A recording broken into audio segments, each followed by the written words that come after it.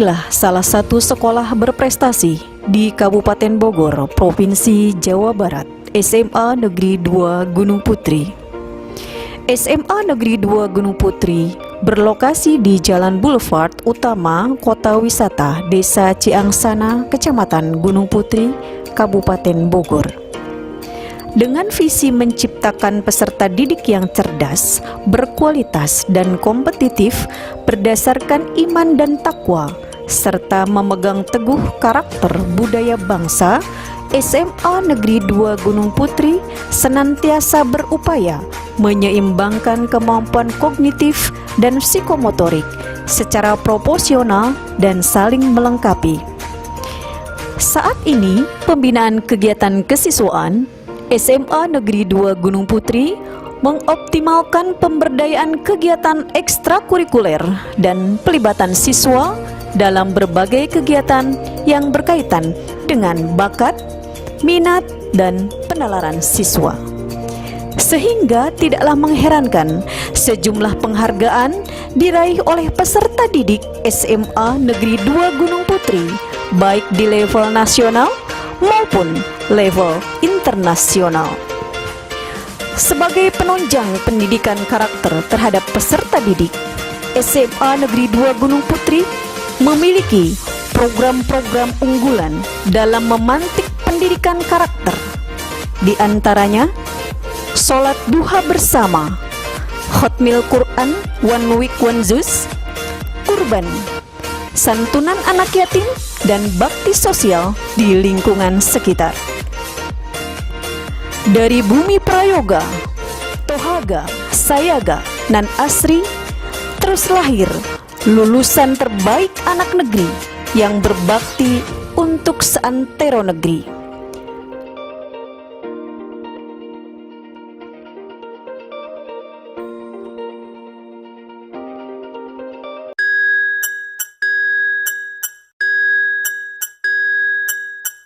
Ya baik, Assalamualaikum warahmatullahi wabarakatuh. Waalaikumsalam warahmatullahi wabarakatuh. Selamat siang semuanya. Ya. Gimana kabarnya hari ini? Baik.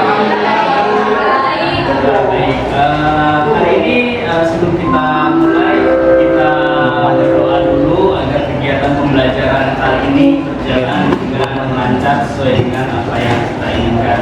Begitu kepada ketua kelas dipersilakan, pada Naila silakan dipimpin. Duduk siap. Sebelum pelajaran dimulai, mari kita semua baca doa terlebih dahulu sesuai kepercayaan masing-masing. Berdoa dimulai.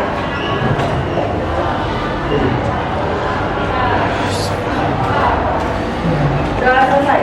Beri salam. Assalamualaikum warahmatullahi wabarakatuh. Waalaikumsalam warahmatullahi wabarakatuh. Hari ini siapa yang nggak hadir?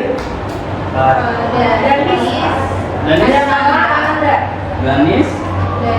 Terus Danis kenapa? Sakit Pak. Sakit terus ya? Ananda tangannya sama saya. Sakit. Sandria izin sama Rai juga izin. Baik ya, kita doakan mudah-mudahan teman-teman yang sakit hari ini bisa masuk kembali untuk Baik, selanjutnya dimohon untuk berdiri dulu semuanya, kita sama-sama untuk menyanyikan lagu Bagi Negeri.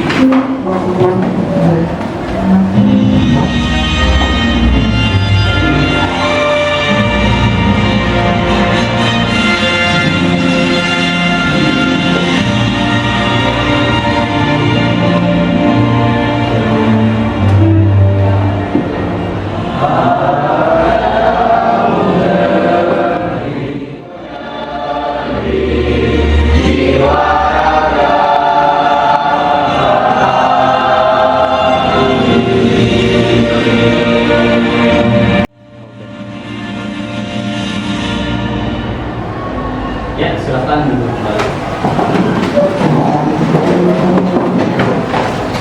Oke, kenapa tadi saya tampilkan lagu Bagimu Negeri. Ada yang tahu nggak alasannya kenapa saya tampilkan kita menyanyikan bersama-sama lagu Bagimu Negeri?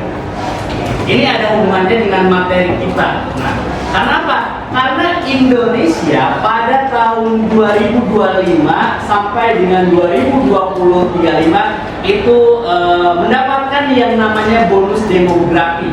Nah, bonus demografi itu apa? Bonus demografi adalah banyaknya usia produktif. Nah, berarti usia produktif itu adalah kalian, generasi sekarang gitu ya, generasi yang akan datang. Maka saya ingin kalian memanifestasikan diri kalian untuk kemajuan bangsa dan negara kita ini. Jadi kalian isi bonus demografi tersebut dengan kemampuan kalian, dengan kontribusi kalian untuk memberikan yang terbaik kepada bangsa dan negara. Seperti itu ya. Mohon ditanamkan jiwa-jiwa nasionalis kalian supaya apa? Supaya lebih kuat lagi jiwa nasionalis kalian.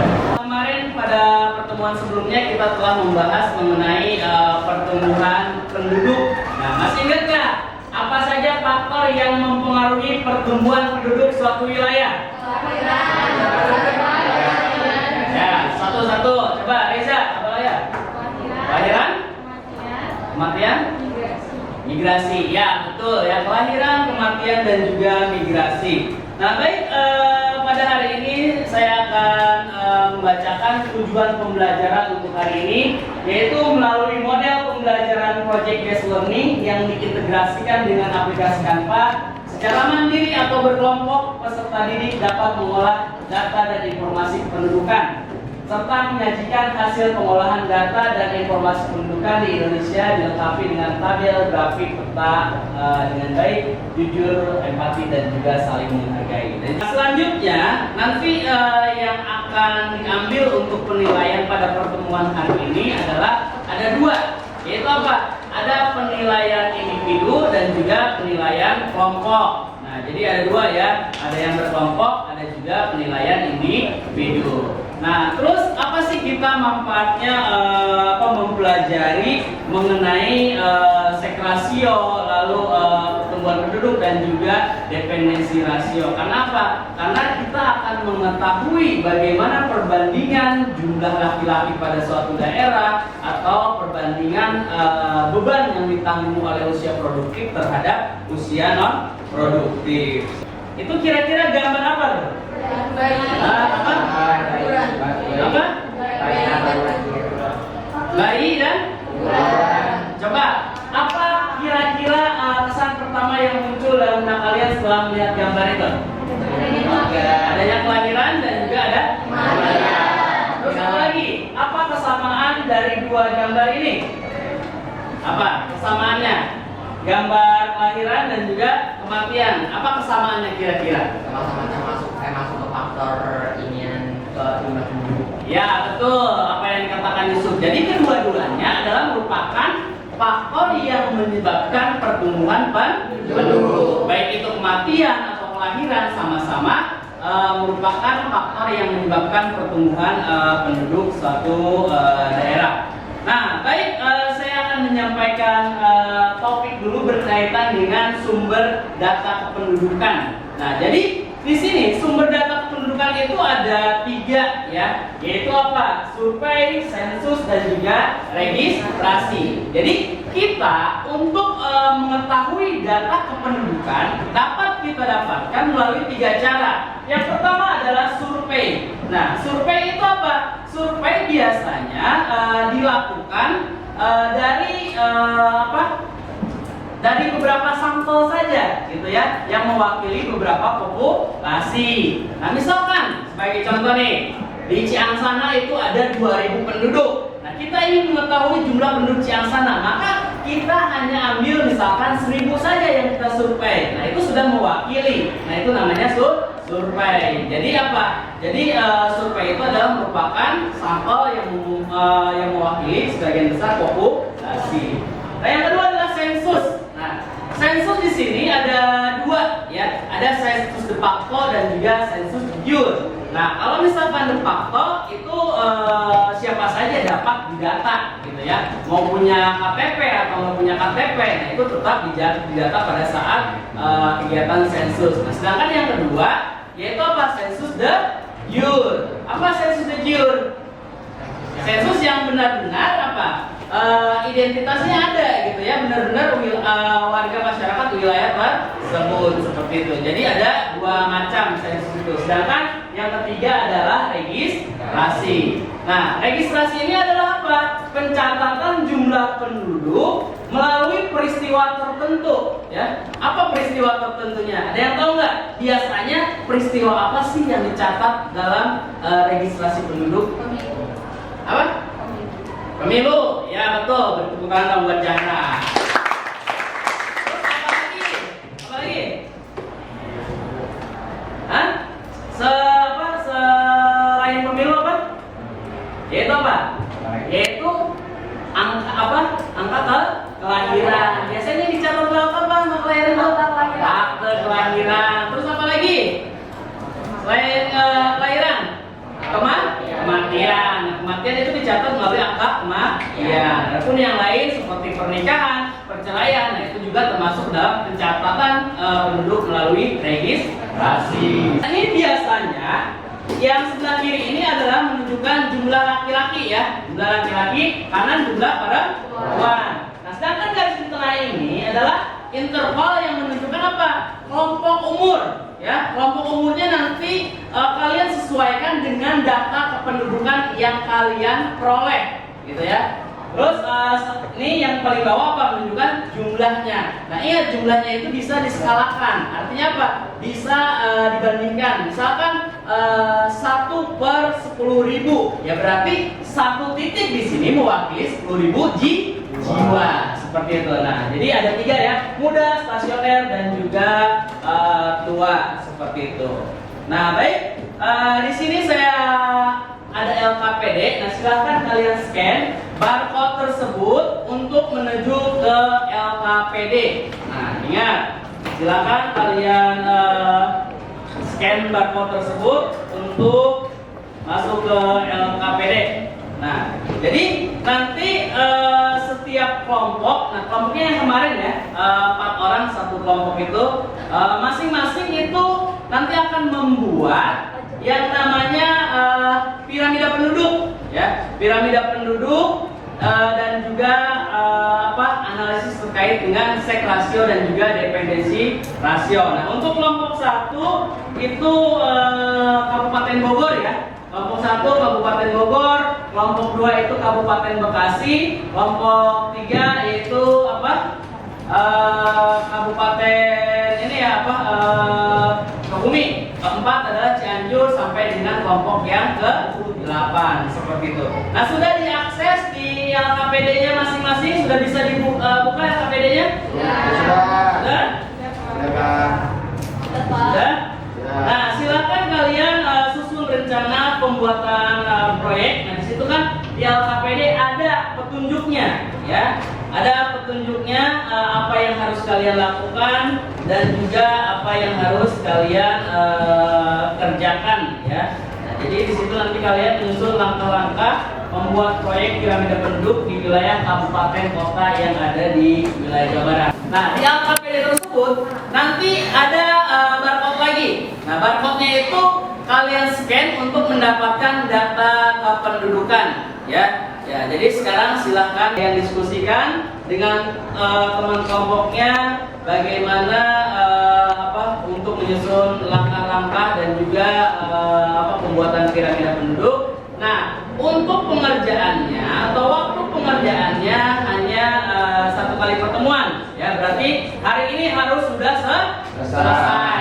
Silahkan kalian buka LKPD-nya lalu buat piramida penduduknya menggunakan aplikasi Canva, ya. Nah, di Canva kan ada tuh yang ada garis-garis gitu ya. Nah, itu pakai itu aja biar kalian lebih mudah untuk membuat piramida penduduknya seperti itu ya. Jadi silahkan kalian diskusikan dengan kelompoknya untuk membuat membuat proyek terkait dengan piramida penduduk tersebut. Silakan jika ada pertanyaan nanti boleh disampaikan kepada saya. Silakan langsung.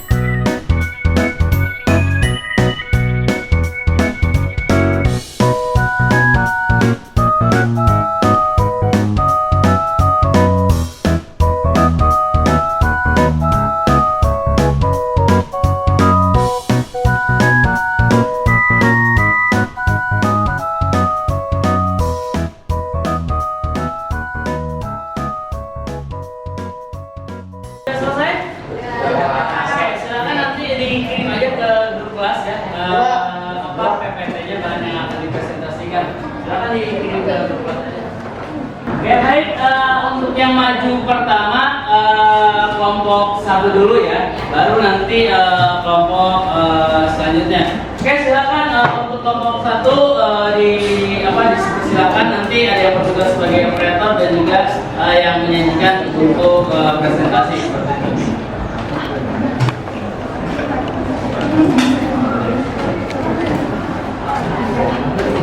Oke, yang lain mohon untuk menyimak ya. Nanti kalau misalkan ada pertanyaan ataupun ada kekeliruan yang disampaikan oleh kelompok 1, boleh langsung ditanggapi ya, seperti itu. Oke, silakan mulai. Hendrik.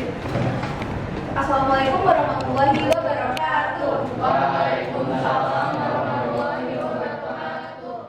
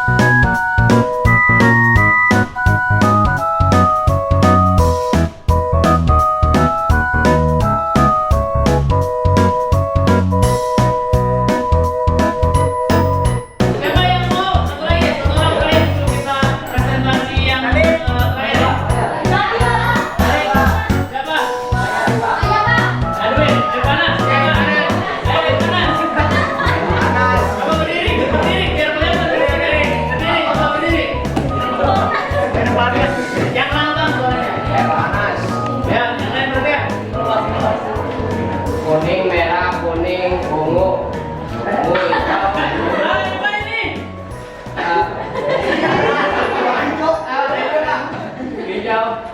biru, merah, kuning, hitam, merah, ungu.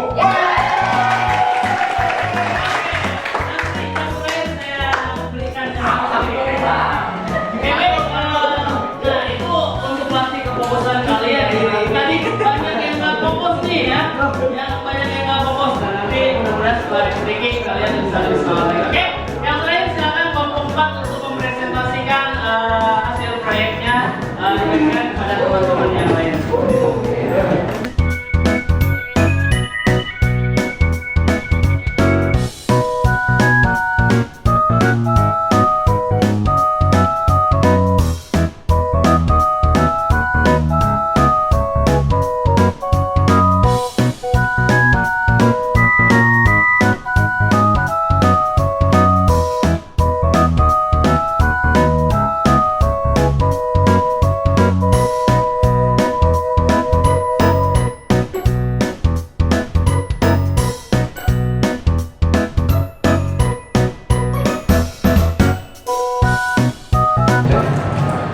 Masuk.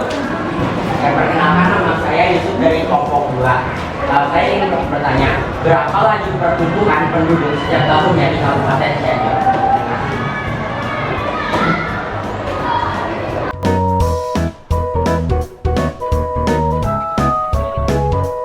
Baik, terima kasih kepada kelompok yang sudah mempresentasikan terkait dengan proyek yang sudah dibuat dan dibagikan kepada teman-temannya. Nah, pada dasarnya tadi kelompok-kelompok yang sudah presentasi sudah bagus, ya sudah menyampaikan muatan atau kontennya dengan baik. Di situ tadi ditampilkan piramidanya seperti apa, lalu dependensi rasionya seperti apa, sek rasionya seperti apa. Nah, itu sudah bagus. Nah, mungkin nanti untuk pembelajaran selanjutnya kalian bisa lebih meningkatkan lagi ya, supaya apa? Supaya yang kalian tampilkan itu bisa lebih baik lagi seperti itu.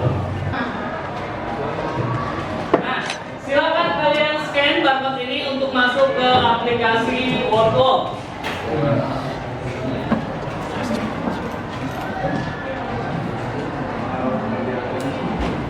Oke, sudah masuk ke Wordlo semuanya?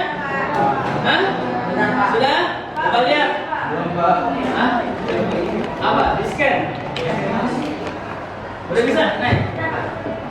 Sudah semuanya sudah masuk ke Wordlo? Coba lihat, saya lihat Wordlo-nya. Nah, ya betul. Sudah ya? Nah, silakan kalian apa? Silakan. Ya, yang ini tampilannya seperti ini nih. Nih, tampilannya seperti ini. Silakan kalian klik mulai. Ya, klik mulai. Jangan lupa submit menggunakan nama kalian. Namanya nama lengkap.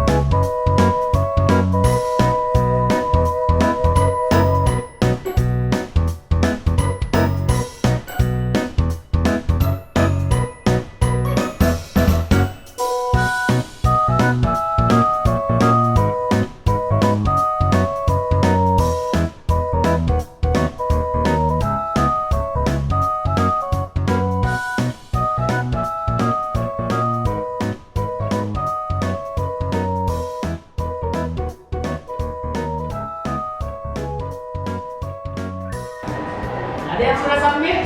Sampai nama kalian. Ada yang sudah submit? Boleh di submit?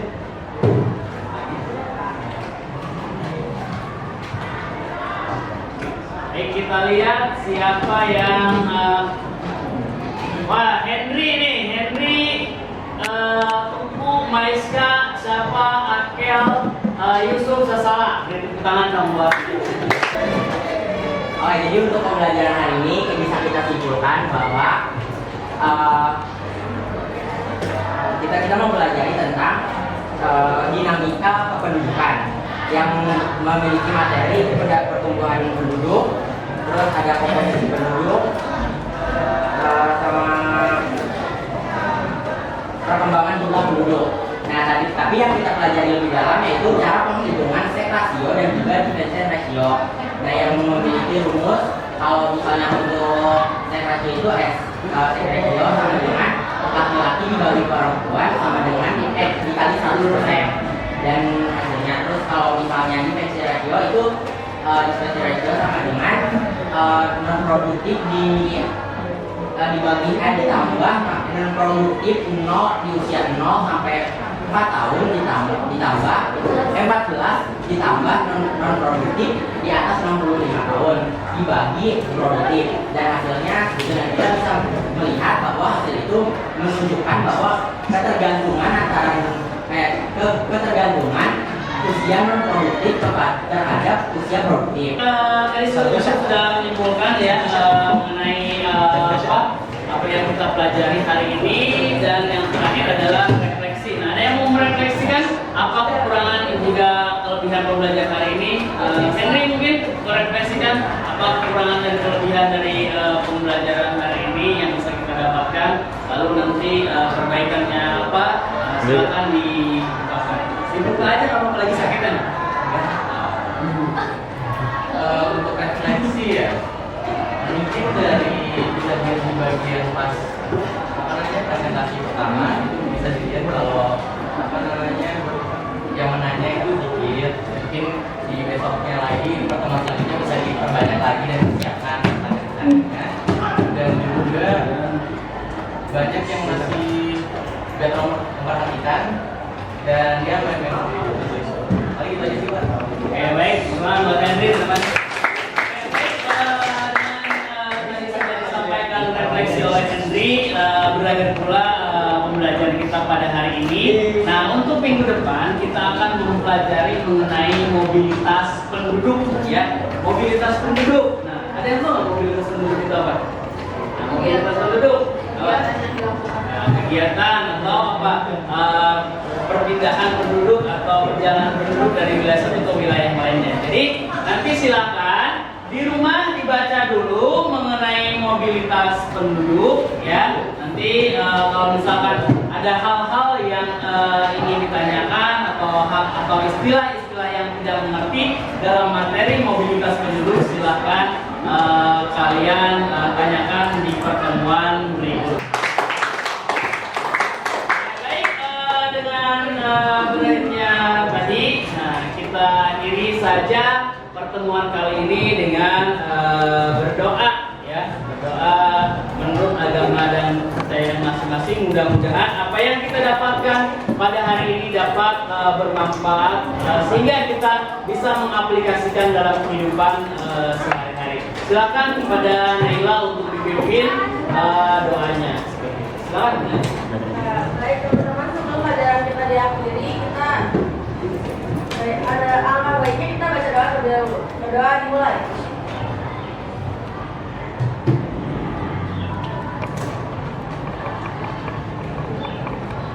Doa selesai. Beri salam. Assalamualaikum warahmatullahi wabarakatuh. Waalaikumsalam warahmatullahi wabarakatuh.